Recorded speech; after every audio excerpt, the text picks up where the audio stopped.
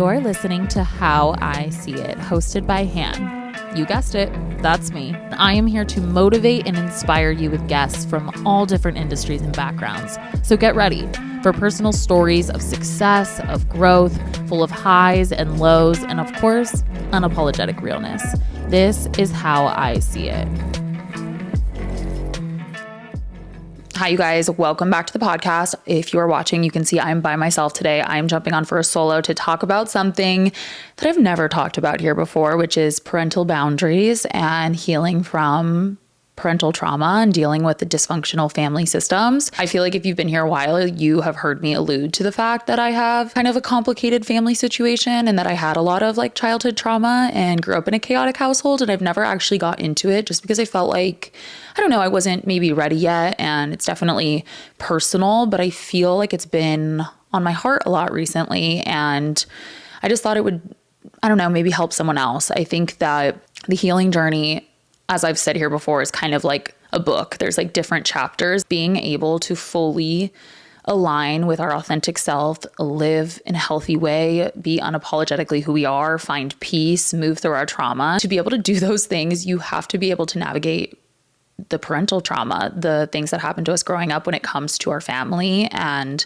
the trauma that maybe our parents are a bit responsible for. And so I thought I would kind of get into today how I've been able to do that. It's been a long process for me. I would be lying if I said there wasn't a little bit of anger still, but I can confidently say that I have enacted boundaries that have allowed me to change my life and move forward and function in a way that in this moment currently works with still having a relationship with both of them. So holidays like Father's Day yesterday or Mother's Day can become really complicated when there's a lot of hurt around your family system. But I'm really proud of the work I've done around parental boundaries and reparenting. And I've gotten to a place where I've not only grieved, but moved into a place of acceptance. And I think that's necessary for us to grow. So I thought it would be worth sharing today how we can heal, specifically through parental trauma, parental dynamics, how we can start to self-parent, how we can ultimately start to move forward in our healing journey through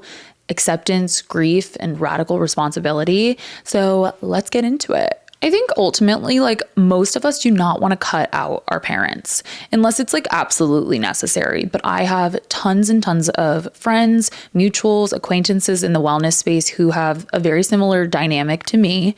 I have a mother who's a clinical narcissist. I have a father who's avoidant, a classic avoidant and enabler. And I have a lot of people in my shoes who also are trying to maneuver relationships with parents like this, where it was very dark and it was very emotionally abusive and it was really chaotic growing up.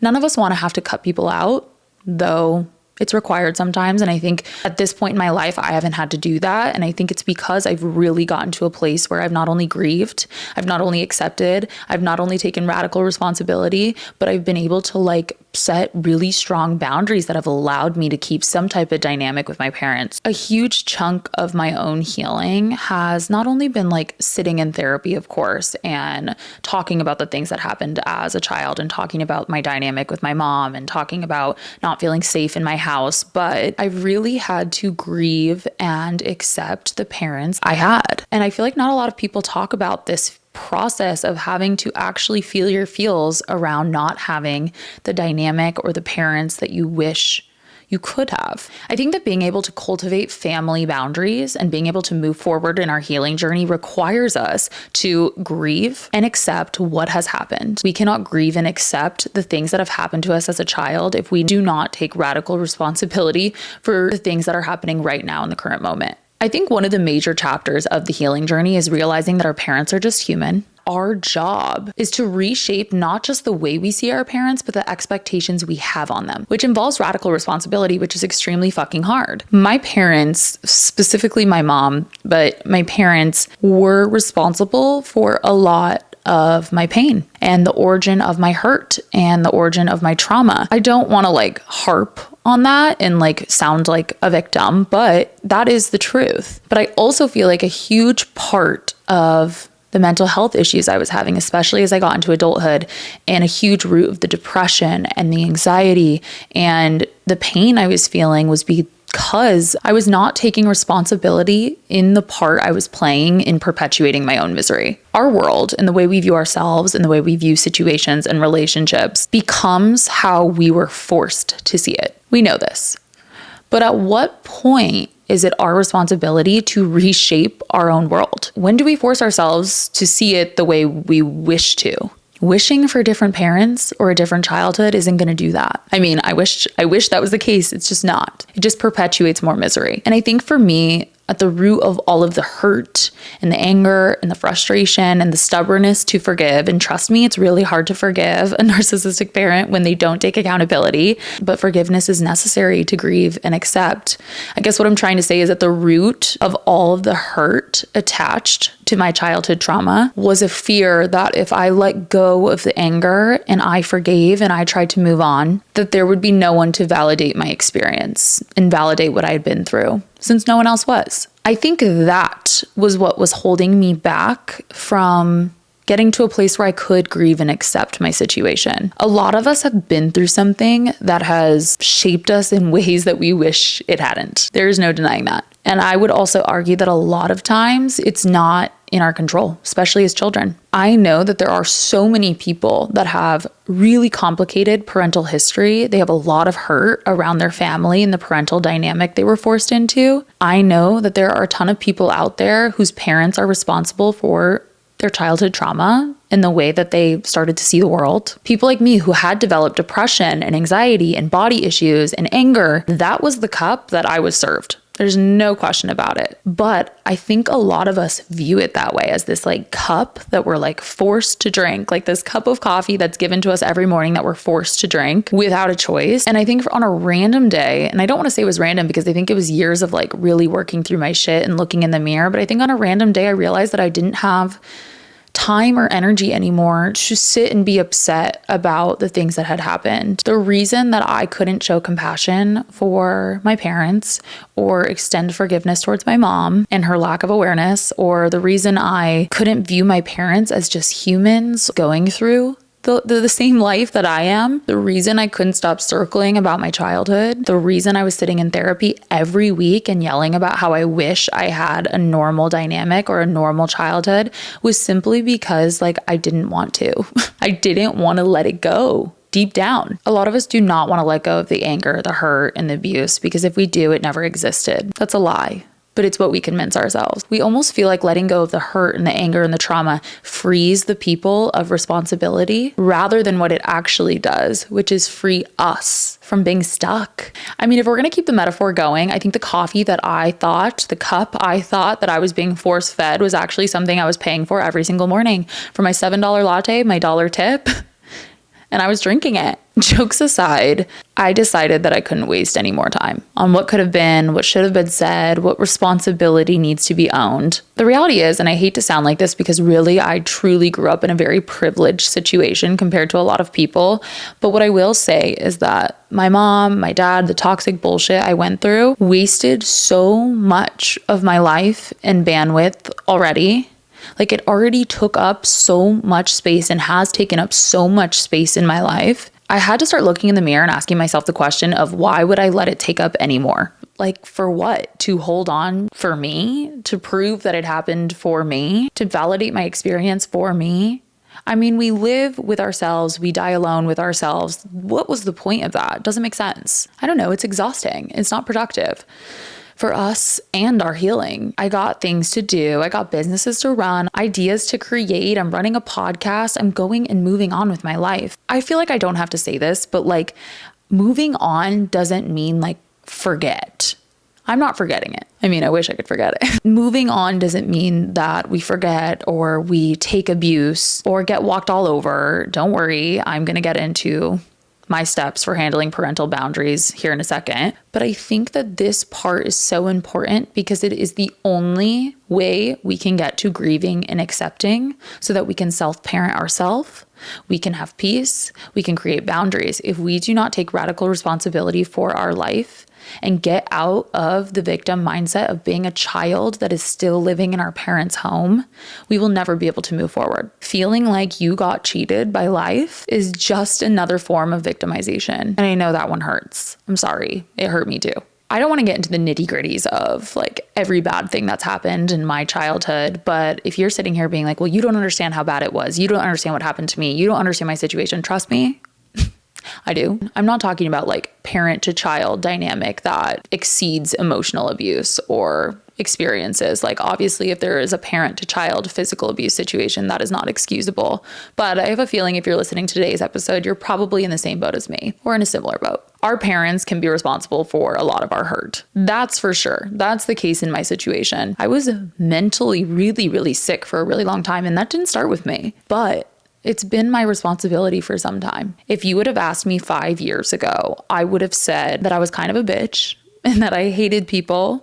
I was confrontational, erratic, a victim of my childhood, completely ignorant of how privileged I actually was. Someone not overly excited, angry and stubborn, unable to move forward, unable to have a calm conversation with their family whatsoever. Someone who was a victim of emotional abuse and lacked safety and protection. But I've actually realized, by looking in the mirror, like I talk about, and getting uncomfortable for the sake of real comfortability and taking radical responsibility, that I actually am very kind and sensitive. And I can be a bitch when I need to be, but I don't want to be because I don't like to fight or be mean. I don't hate people. I just long for connection. That's really rare for me. And I feel really lucky to do it for my job every single day, at least. I'm someone who's a great communicator and not scared to have difficult conversations. Someone who's learned to share their feelings without blowing up, who's able to talk with their parents in a way that maybe isn't matched all the time, but I've been able to extend boundaries and create new dynamics that have given me peace of mind and allowed me to move forward. And above all, I'm now someone who identifies as someone who is lucky enough to be born into, a not perfect situation, but extremely privileged situation. The hardest part of radical responsibility and getting to a place where we can reparent ourselves is having to flex grace for those who have traumatized us. We do that by starting to see our parents as just humans who are doing their best. And I know that's so hard, but the freedom I have experienced by allowing myself to feel that and grieve that and accept that is unmeasurable. That takes an ego death. That takes a death of expectations for an apology. And why and how can you do that? You do it for yourself. Because you're deserving of the peace that comes with taking radical responsibility. You're capable of doing the hard thing because you've been doing the hard thing. You've been through hard. I think it's about really getting to a place where you realize that you are not a child anymore and that you can take care of yourself and that you are safe now because you are creating safety. And we can create safety by reparenting and letting go of anger. It's going to take time. It really is. It took me a few years. It took me trial and error. I still mess up, but I am so much lighter. It's gotten so much easier. So when you get there, here are 3 things to kind of start thinking about to get you to this place. Or if you are kind of at that place where you're ready, here are 3 ways you can start to reparent yourself, set parental boundaries, and kind of move forward. First, don't take the bait. I do not, under any circumstance, I would say I've mastered this at like 80%. I do not, under any circumstance, participate in unproductive conversation. When you grow up in a chaotic household, you get stuck in loops. You get stuck in entertaining really ridiculous fights and conversations, especially when the parents that you're in dynamic with are still unhealed. I do not participate in any unproductive conversation ever. By taking the bait, engaging in screaming matches, stooping to their level, disrespecting. You know what I mean by taking the bait. You give them power over your life still, which they do not have since you are an adult, and you become the wounded child again. Keanu Reeves always says this, and the people close to me have heard this so many times over the last year, but he said he's super just tired and done with dealing with people. So at this point, 2 + 2 is 5. I think the quote was something like that. And I say that all the time now, 2 + 2 is 5. If the people in your life who are unhealthy, who you are trying to navigate parental boundaries with, who are being toxic, who are being demeaning, who are being disrespectful, or trying to participate in an unproductive conversation with you, they want you to take the bait, they want you to engage. 2 + 2 is 5. Kill the ego. Let them think they're right. Do not participate in unproductive conversation. If they want you to, they won't let you not. Don't speak to them. Keep the boundary. Your parents are not responsible for your safety any longer. You are. You get to cultivate your life, your thoughts, your energy. You're not forced to be in theirs. We just stay out of habit. So 2 plus 2 is 5. Let them think what they want. If they're not respecting it, put up a boundary. Let them know, hey, I'm not going to participate in a conversation like this. Oh my gosh, you're so disrespectful. You're therapizing me. No. And they keep going. They keep going. Again, mom, dad, not going to participate in this discussion. Let me know when you want to have a calm discussion. It's worked for me a lot, honestly, but you have to be able to hold the boundary. You cannot stoop to their level. You cannot take the bait. It can be incredibly deregulating and toxic and triggering, but it feels even worse to get stuck in the cycle of trying to put a mirror up to your parent and prove to them that you're right and that your feelings are valid. It's not going to happen. It's not your job to parent your parents. Trust me, I've done that for my entire life. I'm done doing that. It's our job to reparent ourselves. Okay, number 2, remove the expectation. Remove the expectation that they should behave a certain way, or they should know more than you, or they should be further along. I have been able to have a much better relationship with both of my parents by letting go of anger, of course, but being able to just see them where they are, not having an expectation for what they should do, how they should act, how they should treat me, but just taking each instance for what it is. Which brings me to my last point, and this is so crucial, and maybe I could do an episode on like how to really maybe like hack the mindset around this, but you have to set intense boundaries. If your parent is acting inappropriately, causing you more trauma, they're still participating in the same cycles from your childhood, they're not listening, they're not respecting your boundaries, whatever it is, stick to the boundary. There is a lot of guilt and shame, at least for me, and it's probably the case for a lot of people when it comes to being a daughter or a son, which makes it hard to keep the boundaries because you feel like you're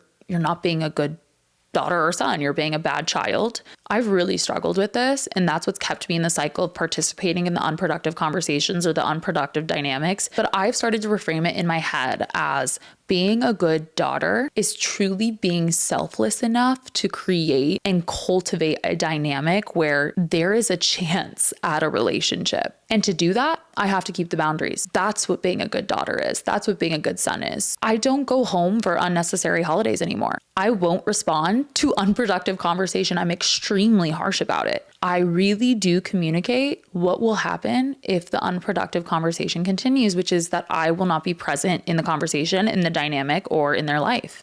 I think of it as like a child throwing a tantrum. You just have to let them throw the tantrum.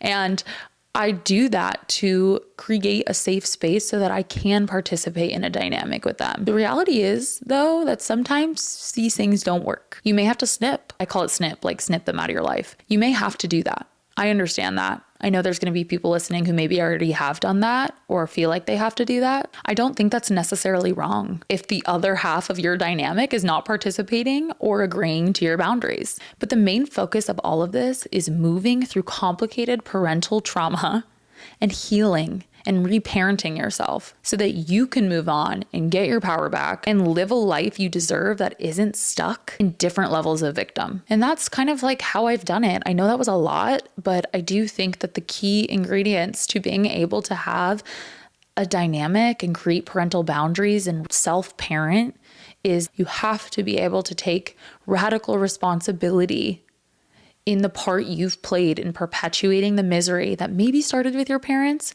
but has become yours to carry. We have to get uncomfortable for the sake of real comfortability. We have to be able to look in the mirror. That's pretty much it.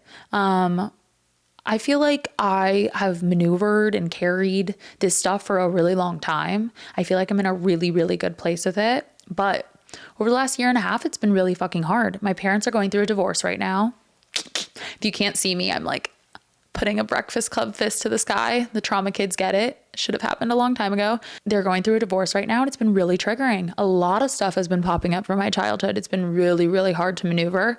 But I think because I've taken the time and really given myself grace to feel my feelings, be sad, be upset that I didn't have like the parents that I wanted or the family system I wanted, because I took the time to really do that, because I've been committed to really looking in the mirror and taking responsibility for my mental health and where I'm at, I have now been able to like maneuver the triggers of my parents finally going through a divorce a little bit more seamlessly and a little bit more maturely, because I've done the work to self-parent and start providing safety for myself instead of expecting that from them. And I want to affirm, if you're listening and this is something you're really struggling with, that I see you.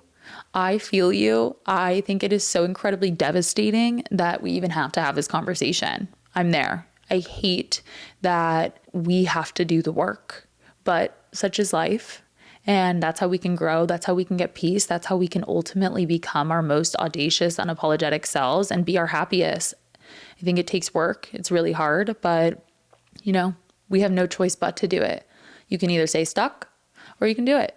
And I, from the other side of the last, I'm going to say like 4 years now of doing this work, I can promise that though my relationship specifically with my mother, even sometimes still with my dad, can be really difficult, it is so much easier. It is 3 times, 4 times, 5 times easier than the heaviness that I used to carry before I started doing this. So I hope that leaves you with some type of encouragement. I hope that all kind of made sense. I like to ramble, but we'll be back next week with another guest. Feel free to DM me, message me if you guys want more of this kind of content and kind of talking about this stuff. I think I'm going to start talking a little bit more about growing up with, a narcissistic parent and, a complicated parental dynamic. And you're going to hear more of that on the episodes to come. But make sure to leave a review if you haven't already on Spotify or Apple. And make sure to come follow me at How Han Sees It or the podcast How I See It Pod. Thanks, you guys. Have a good week. Thank you so much for listening. I hope you enjoyed the episode and I hope you leave here feeling motivated and inspired. Do not forget to rate and review the pod on Apple Podcasts and Spotify. And don't forget to follow How I See It Pod so you can keep up with podcast updates and see who's coming on next. And if you're not already, come join the fam and follow at How Han Sees It. Thank you guys.